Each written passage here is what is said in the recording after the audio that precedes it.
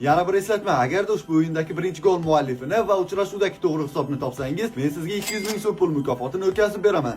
Bugun final, bugun katta o'yin kuni. O'zbekiston terma jamoasi Eronga qarshi finalda bahs olib boradi. Ha, yana o'sha Eron, bundan oldin ham Eron bilan o'ynagandik va kichik turnirda chempion bo'lgandik, Eronni mag'lubiyatga uchratib. Bugun ham aynan o'sha finallardan biri O'zbekiston terma jamoasini noyabr oyiga bag'ishlangan FIFA kunlaridagi kichik turniri yarim final va finaldan iborat. Xabaringiz bor, yarim finalda biz Misrni mag'lubiyatga uchratib, keyin finalga chiqdik. Misr bilan qanaqa o'ynaganimizni ko'rdik. Katta jamoa bo'lgan, Afrikaning eng nomdor va eng kuchli terma jamoalardan biri bo'lgan Misrni qo'pol qilib aytganda yo'q qilib yuborgandik. Oson urinib bir o'zi Ayli Ronaldinho bo'lib ketgandi Misrga qarshi. Nimalar qilganligini juda ko'pchilik ko'rishdi va bugun ham Eronga qarshi aynan mana shunday o'yin ko'rsatib, ularni mag'lubiyatga uchratishimiz kerak. Yana bir eslatma, agarda ushbu o'yindagi birinchi gol muallifini va uchrashuvdagi to'g'ri hisobni topsangiz, men sizga 200 ming so'm pul mukofotini o'tkazib beraman. Sharti Shahlovchi Sardorbek profiliga obuna bo'lsangiz yetarli. Forslar bizga doim noqulay raqib bo'lib kelgan va hozir ham oson raqib emas, lekin ularni yutish qo'limizdan keladi. Shunday ekan, buning uchun butun terma jamoamizni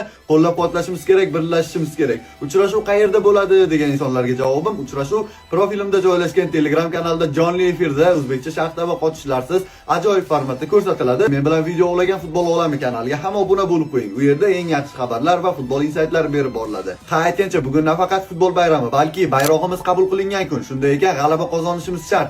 Agarda g'alaba qozonadigan bo'lsak, aynan o'sha bayrog'imiz ko'klarga yanada parvoz qiladi.